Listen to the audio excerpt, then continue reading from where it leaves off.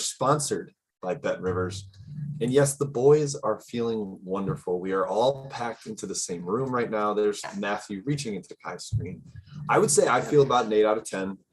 I think the other two combined are not an 8 out of 10, but we're going to battle through. Matt, any takeaways? And mostly I just want to hear your voice so people can hear what you have going on. No, yeah, I'm actually fine, Jim. Morale is strong. Spirits feel good. Just the voice has really escaped me. It's eluded me. So hey, that's okay. Kai, how are you? I'm doing great. I'm really excited for the show. Let's have a good one. It's gonna be great, Kai. We've got 8 games. We got no real chat mob questions, so we should be able to hammer this out. You're going 8-0 again. It's gonna be wonderful. That happened last year when he was in the shade. So, folks, it's happening. Yeah, that was amazing. Thanks. We're kicking it off. Sports betting. We're going chronological order here, fellas. We're gonna start with UNC Baylor. Mm-hmm. Man, UNC absolutely blasted Marquette. It was never close.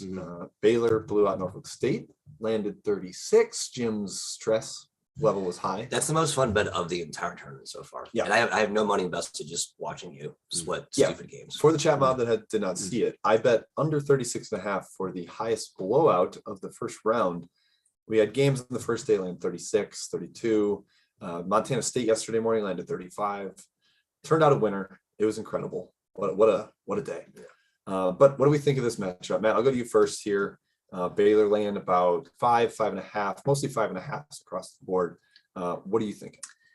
I'm worried that we slept on UNC because they had one blip and losing to Vatech in the ACC title. Like, just again, look at what they've done the last 3 weeks. Remove that game from the equation. That Marquette game was not competitive. It was never close. I'm kind of believing that this is a real 8-1, 9-1 upset here, Kai. So I think Memphis, Gonzaga, similar situation where the hyper talented team is kind of, I think, puts the 1 seed in a dangerous spot here. It's a big number, 5.5. Yeah, horse hockey, Matthew. Baylor's going to win and cover this game. There's not a big offensive rebounding edge for Baylor. That's kind of what they do. UNC is good at rebounding, number 2 in the country, defensive rebounding. It's not bad. UNC lost by 17 to Tennessee, 20 to Duke, 28 to Miami, $1 billion to Kentucky. They get blown out by really good teams. They take bad shots. I trust Baylor. I don't trust UNC. Baylor. Yeah, I'm leaning Baylor too. UNC, I think, was able to play fast against Marquette. That certainly helps their offense get on transition. They were hot. They were knocking down shots early. Yep. Baylor should contest better. And I trust the 7-man rotation that Baylor has. I know there's been a lot of chatter that they're the vulnerable 1 seed. Like we said, that was the same chatter about Michigan last year in the same spot in the bracket. They got by LSU, a very talented LSU team in the second round. I think there's a lot of parallels to that game. So I am actually leaning Baylor here. I think the execution will override UNC's talent. And UNC could kind of bully Marquette too, kind of a shorter, smaller front line. Baylor's not all that dissimilar. So we'll see maybe if UNC can attack that angle, but I don't know. I'm not betting against my Bears though. Yeah, I mean, it's like Thamba, Sohan, Brown, like those guys aren't bullyable, I would say. No JTT does hurt to battle Baycott, who will likely probably have 20 and 10 as he is wont to do. But that's okay. Yeah, it's a Baylor lean for me. All right, let's go Kansas and Creighton guys coming up next. Big injury news here. The Blue Jays just keep falling into the MASH unit. We know that Ryan Emhart is out, but also the other Ryan, Kalkbrenner, is out as well. The third Ryan, Hawkins, is in there. They're going to need a lot from him, Kai. Yes. Going to need to knock down shots against KU. I just think the interior is going to be a smackdown where Kansas can get easy buckets without Kalkbrenner on the floor. Normal people would say that KU blows them away, but Creighton's not a normal team. They do things that are weird. They keep covering when they shouldn't. The game against San Diego State was a miracle. Maybe this is just a destiny team, Matthew. The Ryans matter a whole lot. KU should be favored by a lot more than 11.5. But I'm going to lean towards Creighton because why not? This team is just on a roll. You know who matters is Remy boys. Remy Martin looked great last game. Yes. KU has scored 1, 2, 3, 4, 5 in a row heading to this one, basically coinciding with his return, him playing more than 10 minutes a game. 15 points, 12 points, 10 points, 4 assists, 3 assists. Has not turned it over since March 10th. That's good. That's pretty good. And I think he's like just the ultimate stabilizer for that offense, which can sometimes get a little bit stagnant. Now you're right, Jim. I think the key here is they need to punish the Jays inside without Kalkbrenner here. So we'll see. Did we get like the McCormick dominant game or the McCormick happy feet game? That's what we need to. That's what KU fans are watching. Yeah, I mean, Kalkbrenner was kind of the identity of this team. They morphed into interior defense, tough to get easy buckets. They can score inside on you too. Without him, I think they're going to have to scramble a little bit. And when you also don't have your point guard, that doesn't really sum to a great effort. So I know that that's kind of the spinny play here to say Kansas, and the line is a little inflated up to 11. But I'm still leaning Jayhawks. I've been really, really impressed with them over the past 2 weeks or so. So yeah, cheers to Kansas. That Wide open field too, as we discussed. Midwest, Downey soft. Yeah, they'll get there. Don't worry. We'll see. Richmond might be in the Final Four. We'll get to Richmond in a second, though. Before we get there, we're going chronological. We're going Michigan versus Tennessee. I'm going to try to keep these two under control, folks. It's difficult right now. Wolverines, they get Devontae Jones back after he had his concussion, missed the opening round. Michigan with a furious comeback after starting down 15 to a hot shooting Colorado State team. Give the ball to Hunter Dickinson, Jim. What are we doing? Right. Juwan Howard. That was the perfect example of watching the game, seeing how difficult Colorado State's shots were. And then every time Dickinson got it, it was just a little baby half hook swish, easy money. Tennessee's got a lot more size than that, though. They can battle. They blew out Longwood, aided by hyper hot shooting Kai. Yes. Are we thinking that they get that again? I'll be honest. I think this is a little too high. I think Dickinson can still score at will. Adding Jones back helps. Yes. I'm leaning Michigan +6. Yeah, assuming Devontae Jones is back, fellas. We assume of this. He traveled. That's a good sign. I think it's too high as well. I think Michigan +6 is the way I'm going to play it today. Dickinson has an edge, even over Tennessee. I am worried about how good Tennessee looked against Longwood, but this is a much bigger step up in competition. Matthew Cox. Our guy Frankie Collins, maybe. I think if He played well. even if Jones isn't effective today, I think you got to feel good about what you saw from Collins. 14 points, and he's an awesome defender. So you actually get probably an upgrade from Collins over Jones defensively. I love what Michigan's doing right now. I just wish they go to Dickinson and Devontae more up front. Like they have Dickinson floating on the perimeter too much as like the kind of handoff guy. Yeah, it's like a cute thing. Hey, he can shoot now. Right. You don't need to focus on and again, in this matchup, I mean, again, Tennessee is big and physical, but I think you can score on full percent up front of the paint. Like I think they're longer and more physical at the wing than they are really up front. So hopefully Phil Martelli behind the curtains, puppeteering the strings, Juwan Howard drawing some stuff on the clipboard, go inside Wolverines. But yeah, +6.5, hardly information. Yeah, I mean, Martelli helps. I think part of the issue too for Tennessee is like they're getting minutes from Plavsic. Like great, he gives them some size, but I think that makes him easier to defend when he's on the court. He's not really an offensive threat. You can just hack him at the rim, and he's not a great free throw shooter either. So yeah, Michigan would be the lean for me. I think they're trending up, kind of closer to preseason expectations. We thought these two would probably be about equal, or Wolverines even slightly better. So Jim, what's the Juwan Howard as a player or a coach has never gone out before the Elite Eight? Is that the stat?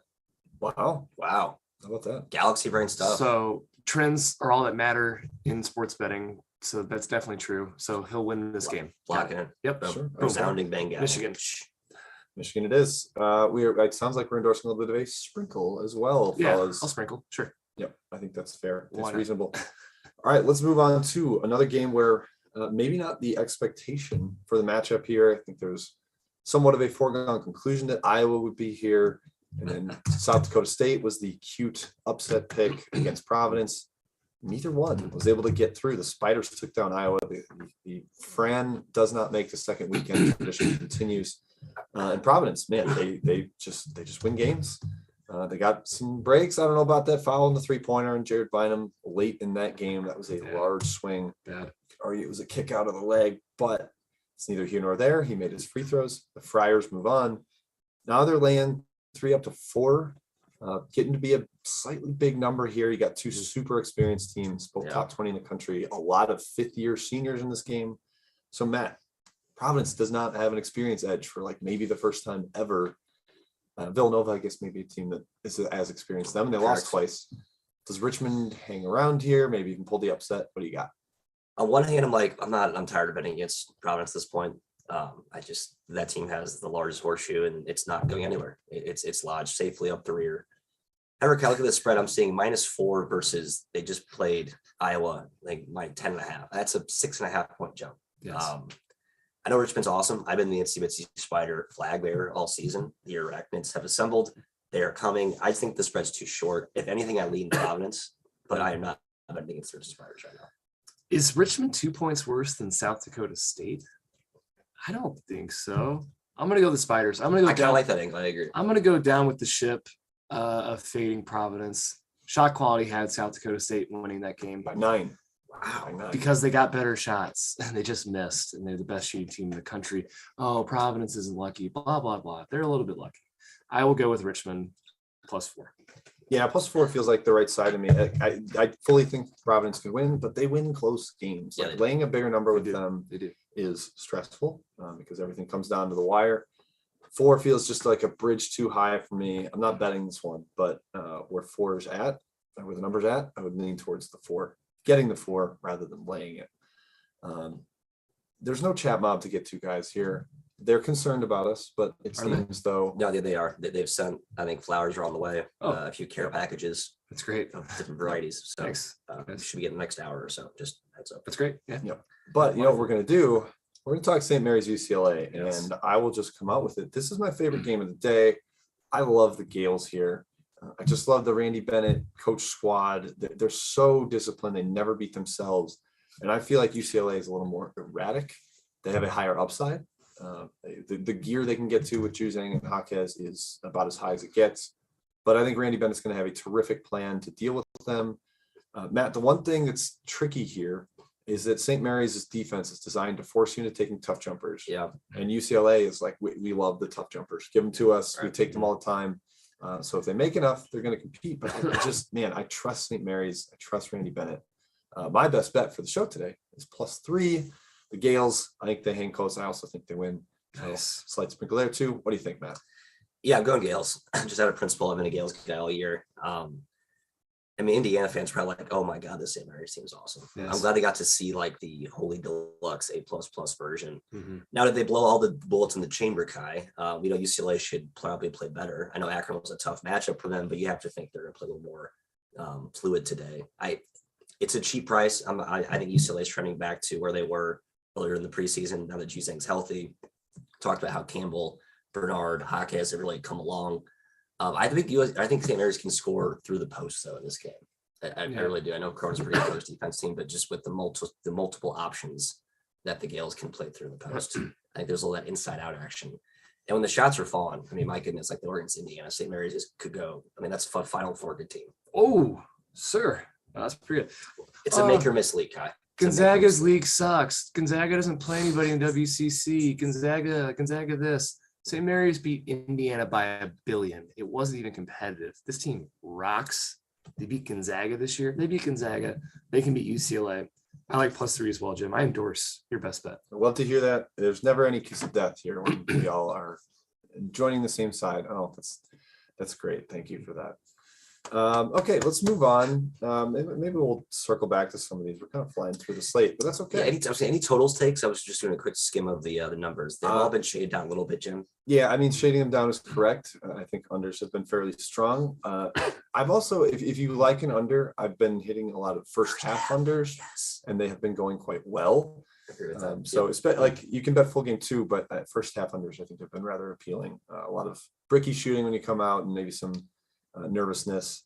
We'll see if that lasts through game 2 of the round, but I think that's worth noting. Speaking of game 2, I can't believe St. Peter's is playing a second game. Wow. That is mind blowing to me. Peacock. Kai, you mentioned the shot quality score for South Dakota State. This was a 22-point Kentucky win for shot quality. They covered the 18-point spread, right? But instead they lost outright.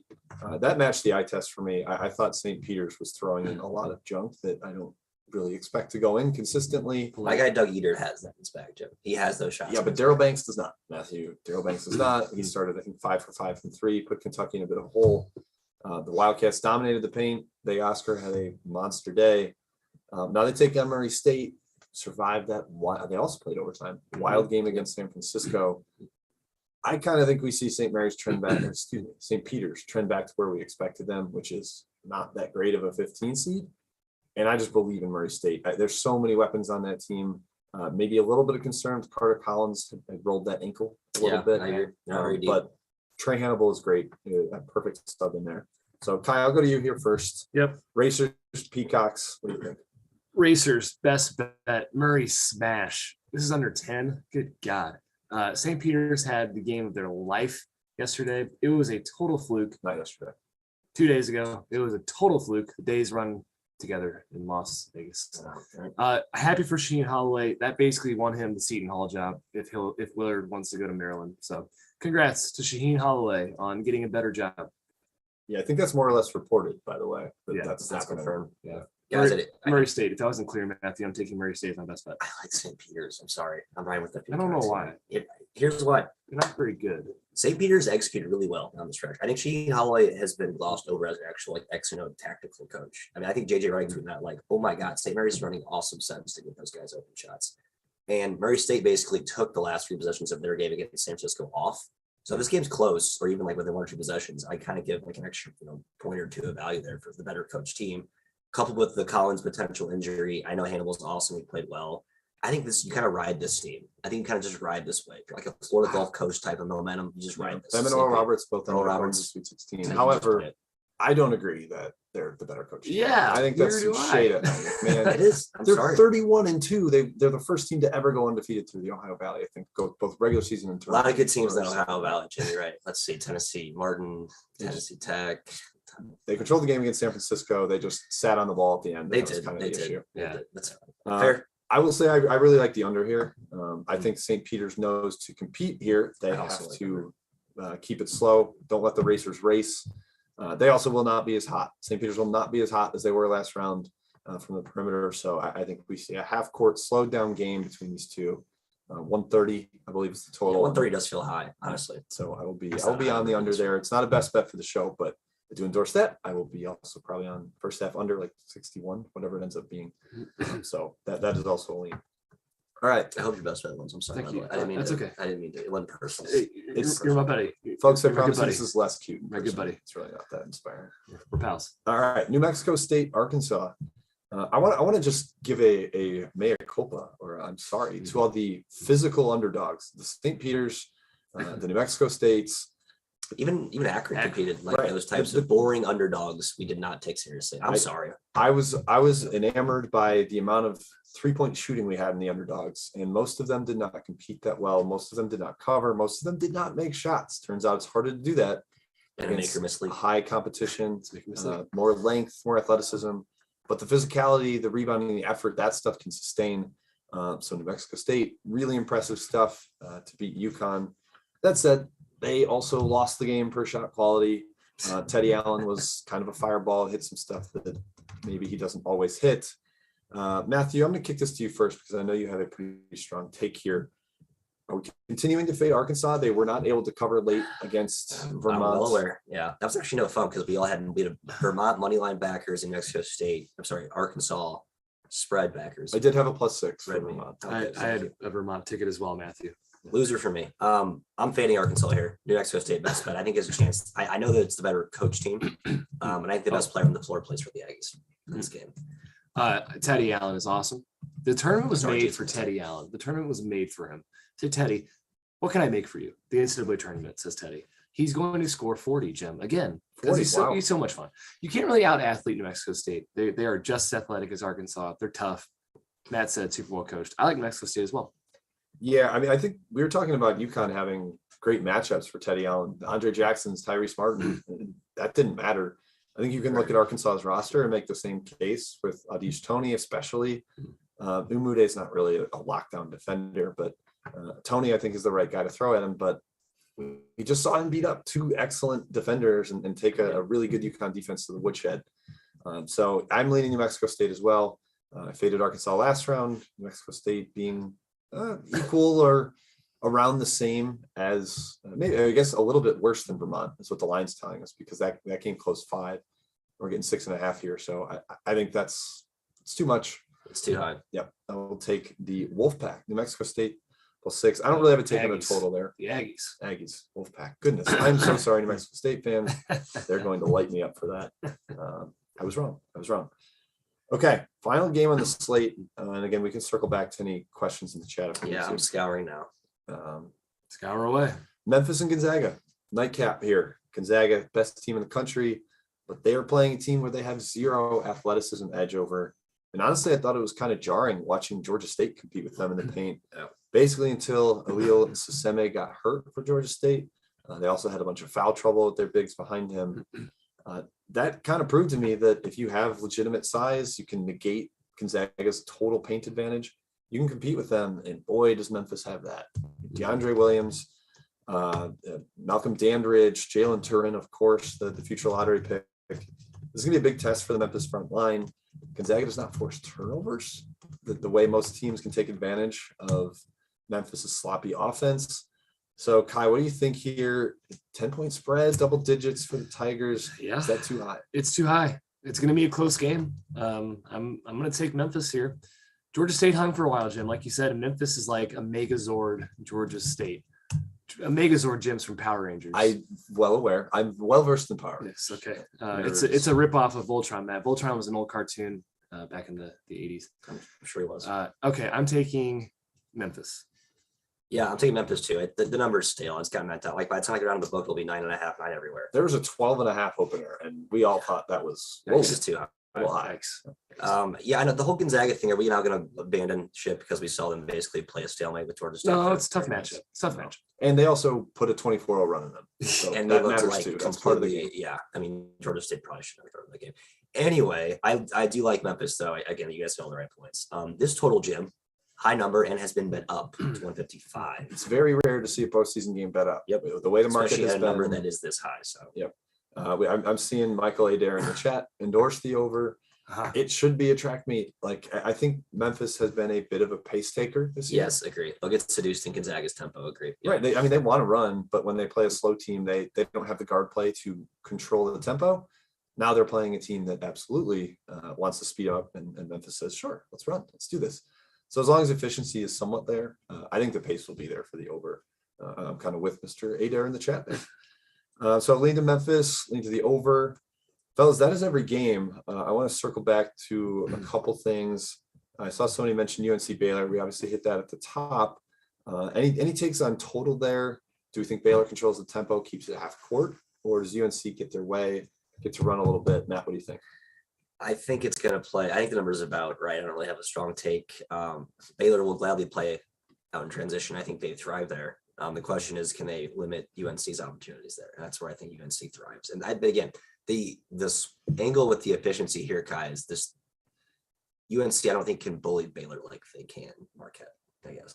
Right. I'd probably lean over. And Brady Manick, our Larry Legend King, is just on fire. Brady Manick versus Matthew Meyer. Oh my goodness. Fun hair matchup. I'm team Matty Meyer. I'm sorry, Brady Manick. I'm team Matty Meyer out there. It's always been I'm team Brady his time Manick. too, I'm he's a team marksman. Brady Manick. Look, I'm team Matt Meyer style of play. Is that okay? Okay, yeah, All sure. right, that's good. Good. Kai, question for you. Yes. Are we worried about Juice Hill's seemingly lack of hydration? And I'm sure you can really sympathize right now with the lack of hydration. His cramping was a problem. Yeah. What do you think about that for the racers? The timeout when he was on the ground and 5 of his teammates were massaging different parts of his legs, and they got the Theragun out and they started. The doing it on Theragun was quad. firing. That was very funny to me. Yeah, I hope Juice drank some juice. I think he'll be fine. Like I think Murray State's going to be up by like 20 the entire game. Yeah, I would agree.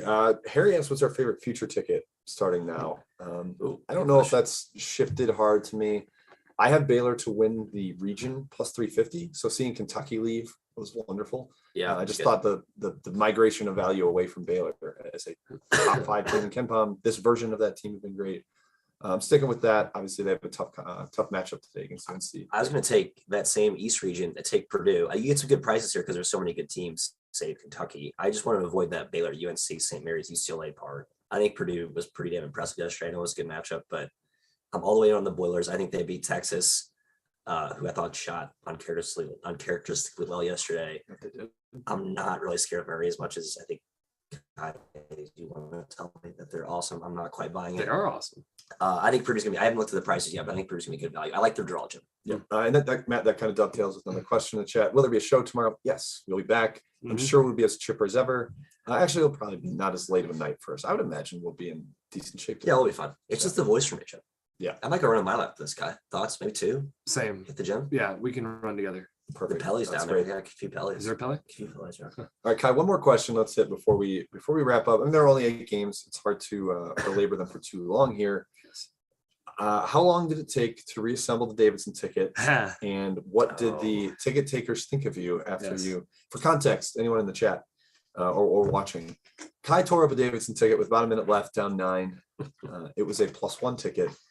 Furious comeback, buzzer beating 3 to lose by 1.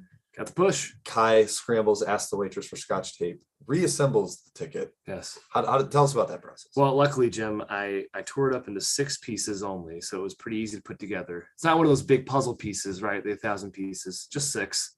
Held it in my fingers the whole time because Davidson was getting close. Sure enough, they covered, or pushed rather. Taped it up. The guy at the window was like, "It's all good, man. We're just gonna type in a little code," and off I went with my money to the blackjack tables. So fun part is you probably didn't even need to tape it up. You could have just showed that Right. code and it would have been Yeah, good. well, we showed it on the internet, so everyone could have cashed that before me. Fortunately, I you won the race to the Thanks. book to cash it. All God right. bless Lee. Yeah, I mean, monster shot. Lawyer hit a big one with 5 or so seconds left. Colgate didn't foul with 4 seconds left. So Oh my God. Yeah. Mr. Matt Lango, by the way, he knew this. He Amazing. called a timeout to remind him his Yeah. fellas, hey, we're catching the hook here. We're covering the The spread. dogs have been called. That's right. Hands off the wheel. a major hat tip to Colgate for that late night cover. All right, fellas, that wraps it up.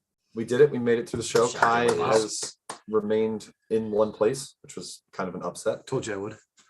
So yeah, thank you everybody for tuning in. We'll be back again tomorrow, same time, 11:15 a.m. Eastern. We'll go through the games chronologically again. I think kind of similar show. Hopefully Matt's voice will be ready to rock. He tells me I he's like to gonna be host. I locked into intend on host. hosting with better voice. But yeah, enjoy the games today. Another wonderful day of